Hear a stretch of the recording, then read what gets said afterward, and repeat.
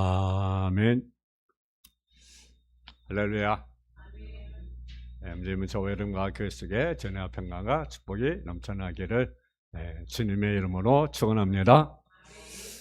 이사야 오늘 그 49장 그 14절 이하의 말씀을 가지고 내가 너를 내 손바닥에 세울게라는 제목의 말씀입니다. 지구촌 호흡하는 사람 모든 인간마다 슬픔보다는 기쁨 얻기를 갈망하게 됩니다. 고난보다는 형통한 삶을 추구할 것이며 역경보다는 순경을 삼할 것입니다. 그러나 지혜로 얼룩진 인생의 이런 요구는 헛된 꿈에 지나지 않다라는 거죠. 그리스도밖에 있는 인생에는 참 평안과 참 만족이 있을 수가 없기 때문입니다. 반면에 그리스도 안에 있는 성도는 환난 속에서도 평안을 즐길 수 있습니다. 세상의 어찌보다는 하늘의 평안이 성도들의 삶을 지배합니다. 그리스도 안에 있는 성도는 슬픈 속에도 기뻐할 수 있는 능력이 있습니다. 그리스도 안에 있는 성도는요, 고난 속에서도 하나님이 나를 통해서 이루시고자 하시는 크고 놀라운 비밀을 알기 때문에 감사하게 됩니다. 하나님만의 선지자 이스라엘과 유다는 하나님을 배신하고 세상을 쫓고 우상을 섬김으로 아수르와 바벨론의 침략을 받아 나라가 괴리고 포로로 잡혀가는 비운을 맞게 되었습니다. 이런 상황 속에서 요한은 구원이시라는 이름을 가진 이사야는 하나님의 심판의 메시지를 전함으로 백성들에게 회개를 촉구하게 됩니다. 하늘이여 들으라, 땅이여 귀를 기울이라. 여호와께서 말씀하시기를 내가 자식을 양육하였거늘 그들이 나를 거역하였도다. 소는 그림자를 알고 나귀는 그 주인의 구의를 알고만은 이스라엘은 알지 못하고 내 입에서는 깨닫지 못하느더라 하였도다. 슬프라 범죄한 나라여 허물진 백성이요 행하게 중자여 행위가 부패한 자식이로다. 그들이 여호와를 버리며 이스라엘의 거룩한 이름을 만홀히 여겨 멀리하고 물러갔도다. 너희가 어찌하여 매를 더 맞으려고 폐역을 거듭하느냐. 온 머리는 병들었고 온 마음은 피곤하였으며 발바닥에서 머리까지 상한 것이 없이 상한 것과 터진 것과 새로 맞은 흔적뿐이거늘 그것을 싸고 짜며 기름으로 부드럽게 함을 받지 못하였더라고 이사야 1장 2절에서 6절에 이렇게 말씀합니다. 이들 향한 하나님의 탄식은 이사야 1장 13절로 잘 나타나고 있습니다. 헛된 재물을 다시 가져오지 말라. 헛된 재물이란 그러면서 성의와 아울러 악을 행하는 것을 내가 견디지 못하는도다. 여러분, 우리가 나와서 예물을 드리고 우리가 나와서 예배를 드리고 우리가 나와서 하나님께 기도를 한다 할지라도 우리가 죄악을 행하고 악을 행하면 하나님은 그 제사, 그 예물, 그 기도 하나님이 받을 수가 없는 것입니다. 그러니까 헛된 것을 다시 가져오지 말라.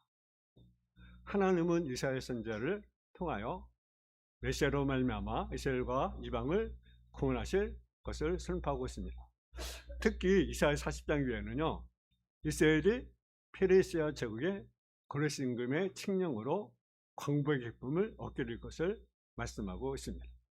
여러분, 고레스는요 이방 사람입니다. 이방인의 왕입니다. 그런데 하나님은요 그들을 통해서 하나님이 일하셨어요. 지금 나라가 어렵고 힘듭니다. 우리가 이럴 때요 하나님이 일하셔야 하는 거죠. 하나님이 일하셔요. 참 나라를 보면 너무 안타까워요. 그죠? 여러분 그렇지 않습니까? 참 나라 볼 때 얼마나 안타까운지. 나라 볼 때도 참 안타깝고요. 더 안타까운 것은 이따가 교회를 보면 참 안타까워요. 그래서 나라를 생각할 때 정말 어떨 때는 막 눈물이 막 나오고요. 이따가 교회를 볼 때는 정말 눈물이 나와요. 너무 안타까워요. 어떻게 보면 정말 절망할 수밖에 없는 그런 상황. 또 우리나라 이 땅의 교회를 볼 때마다 참 마음이 아프고 가슴이 찢어져요. 여러분, 하나님만이 희망이 있습니다. 하나님이 살릴 수 있습니다. 여러분, 절망 중에 가지는 내용이 10절에 보면 여호와께서 나를 버리시며 주께서 나를 잃으셨다. 여러분, 하나님이 나를 버리셨어요. 하나님 나를 잃어버리셨어요. 얼마나 참 가슴 아픈 일 아니겠습니까? 하나님 나를 버리셨어요. 하나님 나를 잃으셨어요. 그 사람이 희망이 있겠습니까? 그 나라 희망이 있겠습니까? 하나님이 버리신, 하나님이 잃어버리면 주면 개인도 가정도 나라도 희망이 없는 거죠. 아무리 힘들고 어려워도 하나님이 함께 하셔야 되지 않겠어요? 이렇게 백성들이 절망하고 있는 상황, 낙심할 때 하나님께서 나는 너를 잊지 아니할 것이다. 여러분 15절만 여인이 어찌 그 젊은 자식을 잊겠으며 자기 태에서 난 아들을 긍휼히 여기지 않겠느냐. 그들은 혹시 잃을지라도 나는 너를 잊지 아니할 것이다. 하나님이 너를 잊지 아니할 것이다. 이렇게 메시지합니다. 그래서 내가 너를 내 손바닥에 치겠다. 이것이 바로 하나님이 주시는 메시지입니다. 더 나아가 이 말씀은 절망과 낙심의 시대에 살아가는 오늘의 성도에게 주시는 하나님의 음성입니다. 오늘도 내가 너를 내 손바닥에 새겨라는 말씀을 나눌 때 하나님의 베푸신 은혜가 임하기를 주님의 이름으로 축원합니다. 그럼 내가 너를 내 손바닥에 새겼다는 것은 무엇입니까? 첫째로 하나님의 자기 소유라는 주장입니다. 모든 성도는 다 하나님의 소유라는 사실. 성도는 결국 우연의 산물이 없습니다. 성도는 주인이 없는 존재가 아닙니다. 하나님의 손으로 지음하는 존재가 바로 우리 인간이라는 사실. 인간만 하나님이 여러분 지으셨습니까? 모든 만물이 하나님이 지으신 바가 되었다는 거죠. 이사야 43장 1절에 보면 야곱아 너를 창조하신 여호와께서 이제 말씀하시느니라. 내가 너를 지으신 자가 이제 말씀하시느니라. 너는 두려워하지 말라. 내가 너를 구속하였고 내가 너를 지으며 불렀나니 너는 내 것이다. 하나님 우리를 조성하셨어요. 하나님 우리를 지으셨어요. 여러분 이사야 43장 7절에 보면 내 이름으로 불려지는 자 곧 내 영광을 내어 청난 자를 오게 하라. 내가 지었고 내가 만들었다. 하나님이 지었고 하나님이 만들었다고 우리에게 말씀합니다.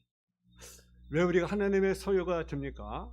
그것은요 하나님이 우리를 지으셨기 때문에 그렇습니다. 저 여러분을 지으신 분이 누굽니까? 하나님이시라는 사실. 그래서 우리는 하나님의 소유라는 거죠.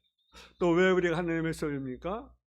그 하나님이 나를 선택하시고 하나님이 나를 사랑하시고 하나님 나를 구속하셨기 때문입니다. 그러므로 하나님의 소유된 백성은 정말 복되고 존귀한 존재입니다. 여러분 존귀하다고 여기십니까?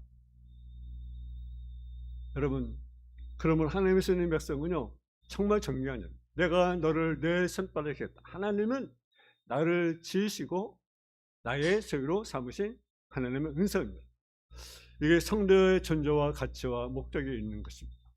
또한 내가 너를 손바닥에 했다는 것은요 두 번째로 하나님의 사랑의 확증이라는 사실입니다. 본문 15절에 말씀하잖아요. 여인이 어찌 젊은 자식을 잊겠으며 자기 태에서 난 아들을 긍휼히 여기지 않겠느냐.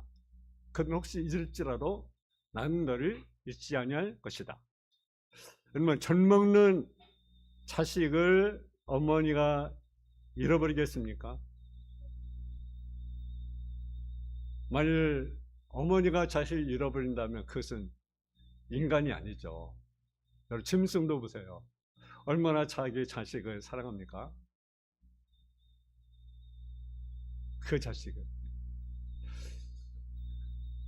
저희 장로님에게 그 집에 비둘기가 있어요. 비둘기.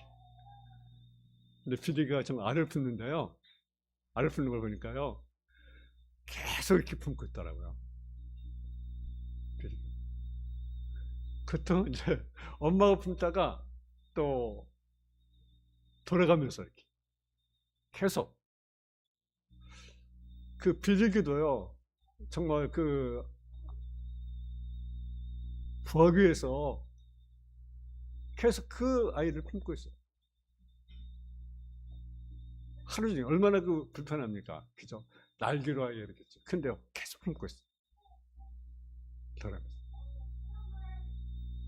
근데 말로 인간이 돼가지고 여러분 자식을 잃어버린다. 상상할 수 없는 거죠. 그죠? 부모가.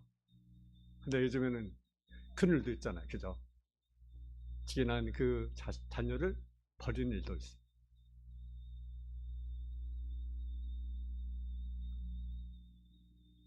여인이 자식을 잃겠으며 자기 태어난 아들을 군력이 약했느냐. 혹시 이럴지라도 하나님은 너를 잊지 아니할 것이며, 여인의 젊은 자식을 잊지 못한 같이 하나님께 자기 백성, 그의 택하신 자녀를 결코 잊지 아니하시는 하나님의 사랑을 우리에게 나타나고 있는 것입니다. 비록 세상은 악하여 부모가 자식을 버리고 잃어버릴지라도 하나님은 결코 우리를 잊지 아니하신다는 사실입니다. 내가 너를 잊지 않겠다는 하나의 의지가 내가 너를 내 손바닥에 채겠다는 말씀에 나타나고 있습니다. 이것은 하나님의 사랑, 변함없는 하나님의 사랑, 관심을 가지고 우리를 눈동자같이 지키시는 은혜인 것입니다. 사실 우리가요, 하나님의 은혜가 아니고는 우리도 하루도 살아갈 수 없는 그런 존재입니다.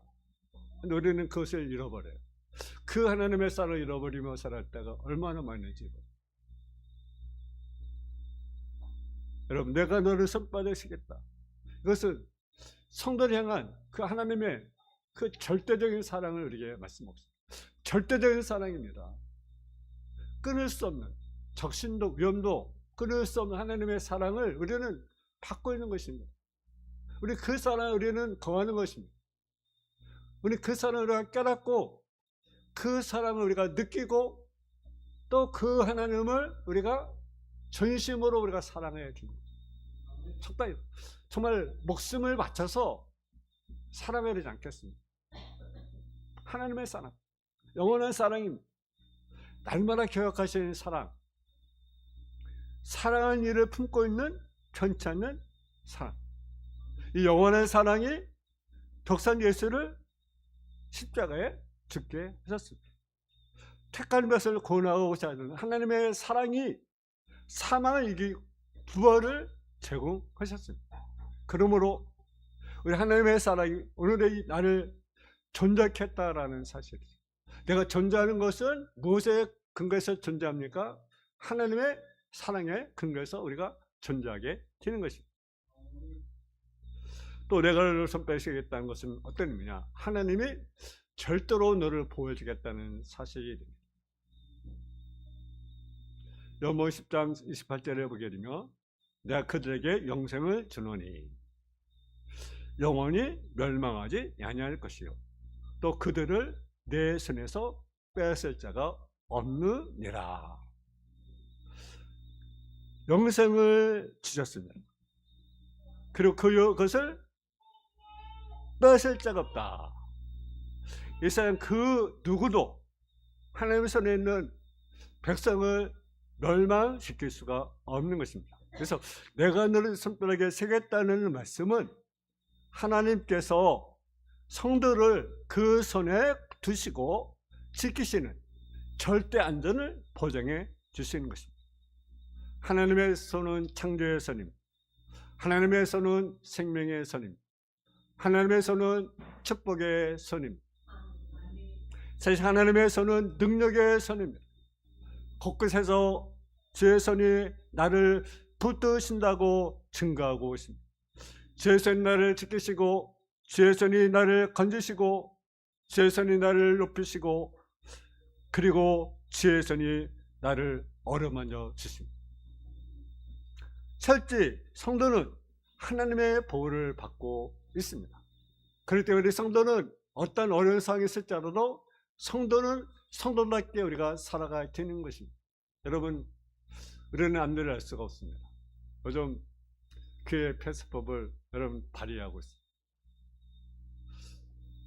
그러면 만약 통과되면 교회가 어려움이 올 것입니다. 우리는 그럴지라도 혹시 우리가 안 되도록 기도해야 되지만 그럴지라도 우리는 우리의 믿음을 우리가 버리면 안 돼요. 우리의 믿음을 우리가 지켜나가야 되는 것입니다. 여러분, 사단의 메세 아벤노 같은 그리하일지라도 하나님 너를 구원하실 것이다. 풀무새 건져내실 것이다. 그러나 그리하일지라도 믿음을 지켰다는 그 각오. 그런 믿음이 있어요. 하나님이 풀무새 건졌어요? 안 건졌어요? 건지셨어요. 보호해 줬어요. 여러분, 다니엘을 사자굴 속에 하나님 보호해 주었습니까? 안 보호해 주었습니까? 보호해 주었습니다. 우리는 하나님의 절대적인 보호를 믿고 우리가 믿음을 지켜야 중요한 믿음. 여러분, 영생을 뺏을 자가 있다고 해서 없댔어요? 없다. 성경에 말씀했어요. 뺏을 자가 없다. 요한 10장 20절에 말씀. 내가 그들에게 영생을 영원히 멸망하지 아니할 것이다. 그들 대해서는 뺏을 자가 없다. 우리 믿음을 지키면 뺏을 자가 없다. 여러분, 요한계시를 보면요, 많은 그 환란이 있어요. 엄청 대환란이 있어요. 근데 하나님이요, 헤어지지 말라고 한 자가 있어요. 누굽니까? 입맞은 자는 헤어지지 말라. 하나님 입맞은 자는 헤어지지 말라. 이것은 하나님이 소유된 사람 아니겠습니까? 하나님 보여주는 사람 아니겠습니까? 하나님의 절대, 내가 너를 내 손 뺏으겠다. 하나님이 절대 너를 보여주게 되는 보증 아니겠어요? 아멘? 하나님의 손바닥에 새긴 이 쇠를요, 바벨론이 뺄 수 있겠습니까? 주님의 손에 새긴 성도를 세상이, 사단이 어떻게 우리를 멸망할 수 있겠습니까? 저 여러분은 하나님의 손바닥에 새긴 복된 사람들입니다. 누가 하나님의 손바닥에 새겨진 우리 이름을 지을 수가 있겠습니까? 누가 하나님의 손에는 우리들을 멸망시킬 수 있겠습니까? 그러므로 우리가 두려워하지 마세요. 놀라지 마세요. 근심하지 마세요. 무슨 일을 만나든지 하나님의 손바닥에 새겨진 성도는 강하고 담대히 나가는 성도가 삶이 되기를 제 이름으로 축원하며, 마지막으로 내가 너를 손바닥에 새겼다는 것은 무엇입니까? 하나님의 주권적 의지를 우리에게 말씀해 주고 있습니다. 요한계시록 1장 3절에 보게 되면 그의 오른손에 7뼈를 있고 라고 말씀합니다. 또 요한계시록 20절에 보면 내가 본 것은 내 오른손에 7뼈의 비밀과 7 금문촛대라. 7뼈는 7개의 사자요 7 촛대는 7개라고 우리에게 말씀합니다. 하나님의 종들과 핏값 주고 사신 교회를 주님의 손에 붙잡혔습니다. 하나님 주권 의지로 어떤 이는 버릴 수 있고 어떤 이는 능한 손으로 붙잡아 사용할 수 있습니다. 하나님의 주권은 하나님의 의지의 자유고 한 의지의 적용이며 한 의지의 결과 성취의 자유입니다. 내가 너를 내 손바닥에 새겼다는 그 말씀은 내가 너를 내 손에 붙잡고 그리고 내가 너를 사용하겠다는 것입니다. 하나님이 여러분을 사용했다라는 의미입니다. 여러분, 하나님의 주권적 의지는요, 여러분 거기에 그 통장의 비유를 우리에게 말씀해 주고 있어요. 에레미야 18장 1절에 12절에 보고 이사야 64장 8절에 또 로마서 11장 19절에서 21절에 보면 토기장이가 진흙을 빚습니다. 근데 진흙을 빚는데 여러분 누구 마음대로 진영을 빚습니까? 토기장의 마음대로 진영을 빚습니다. 그러니까 토기장이가 그릇을 뭐 적게 만들 수도 있고 크게 만들 수도 있고, 그래서 누구의 마음이요? 토기장의 마음입니다.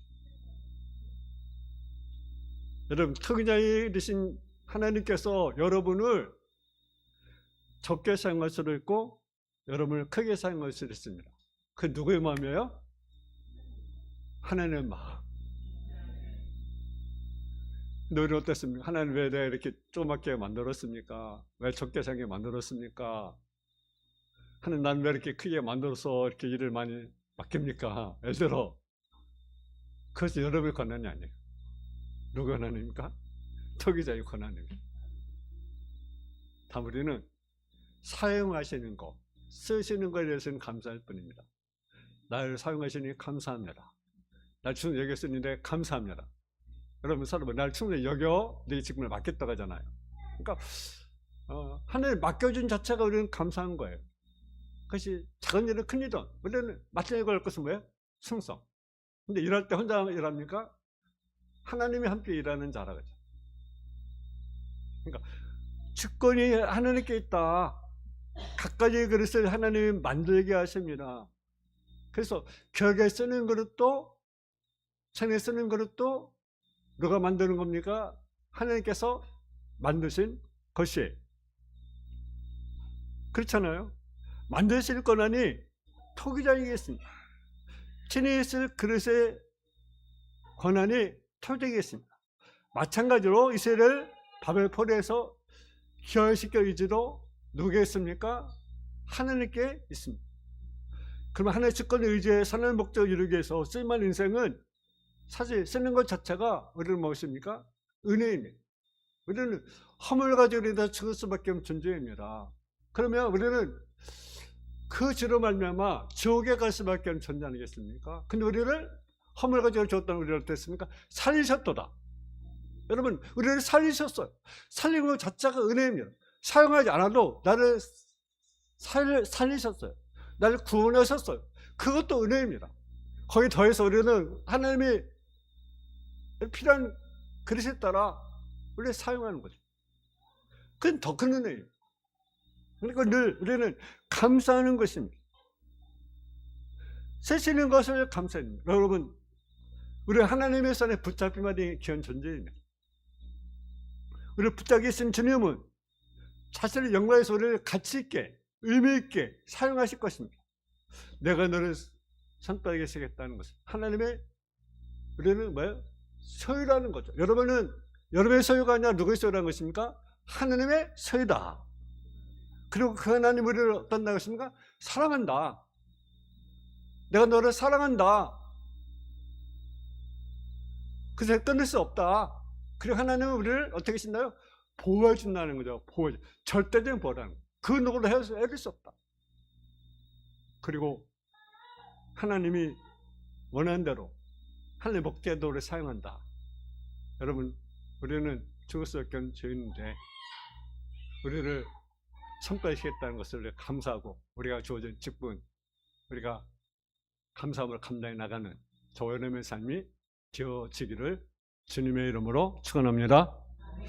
사랑하는 아버지 하나님, 감사합니다. 내가 너를 선포하시겠다고 우리에게 말씀하고 있습니다. 하나님의 우리의 소유입니다. 하나님의 사랑받는 소유입니다. 하나님의 우리의 사랑을 뿐 아니라 하나님 우리를 절대로 보여주는 하나님, 우리를 사용하신 그 하나님께 감사와 증거와 영광 올려드리는 삶이 되게 하여 주옵소서. 예수님의 이름으로 기도했습니다. 아멘.